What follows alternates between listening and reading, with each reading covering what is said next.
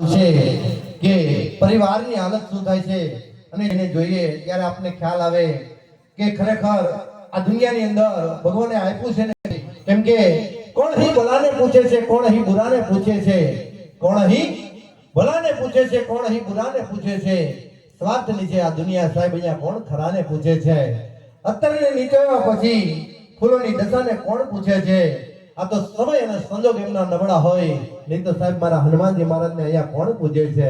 હે, આ તો સમય અને એમનો નબળો હોય એટલે માંગતા હોય. એટલે આપણા ધ્યાનમાં કોઈ એવા વિધવા બેન દીકરી હોય કે ખરેખર એમને કીટની જરૂરિયાત છે તો અમારા મંડળનો અવશ્ય સંપર્ક કરજો, જેથી કરી આપને પણ ખ્યાલ આવે કે જે કંઈ પણ તમે આપેલું દાન હોય એ ખરા અર્થની અંદર સેવા કાર્યની અંદર વપરાય છે કે નહીં.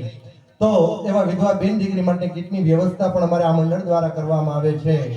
અને કે ભાઈ કેવું બાળક હોય, ભણવામાં હોશિયાર હોય, અને એ જ બાળક જ્યારે ભણતું હોય અને એની સમય સંજોગ નબળા હોય ત્યારે એ જ બાળકને ભણતું ઉઠાડી લેવામાં આવે. ત્યારે કોઈ એવા બાળકને ભણતું ઉઠાડી લેવામાં આવે એમની પરિસ્થિતિ નબળી હોય ત્યારે અમારા મંડળનો સંપર્ક કરજો, જેથી કરી એ બાળકને આપણે પાછું ભણતું કરી દેવું છે, કેમ કે એ જ બાળક આવતીકાલનું ભવિષ્ય છે. અને જે કાંઈ પણ અમારી યથાશક્તિ હશે એ અમે ફી ભરી અને સ્કૂલના ટ્રસ્ટીને મળીને જે કાંઈ પણ ફી ઓછી થતી હશે એ ફી ઓછી કરાવી અને જે કાંઈ પણ અમારી યથાશક્તિ હશે એ ફી ભરી અને એ જ બાળકને ભણતું કરી દેવામાં આવશે પાછું, કેમ કે એનું એ જ બાળક ભણી ગણી હોશિયાર બનશે તો આપણને જ કામમાં આવશે, અને એનું એ જ બાળક ભણી ગણી હોશિયાર બનશે તો આપણને આપણા રાષ્ટ્રને જ કામમાં આવશે. માટે જે કાંઈ પણ અમારી સેવાકીય પ્રવૃત્તિ હતી આપ સુધી વર્ણન કર્યું.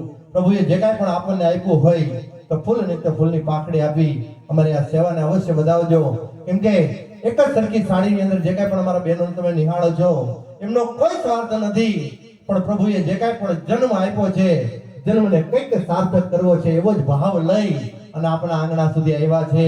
માટે સંત મહંત તો ત્યાં સુધી પણ કહેતા કે પંછી પાણી પીને છે ન ઘટે સરિતા નીર, પંછી પાણી પીને છે ન ઘટે સરિતા નીર, ધર્મ કીએ ધન ના ઘટે એને સહાય કરે રઘુવીર.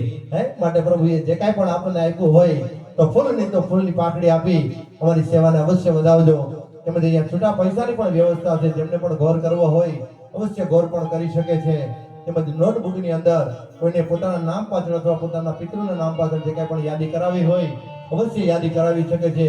અને જે કાંઈ પણ આપની યાદી હશે એ વચ્ચેના વિરામ બાદ અહીંયાથી જાહેરાત કરવામાં આવશે. તો બધું વાત કરતા ગૌરી જેવા ગણપતિ મહારાજે યાદી કરી અને કાર્યક્રમના ધોરણે આગળ વધારવો છે. જય હો.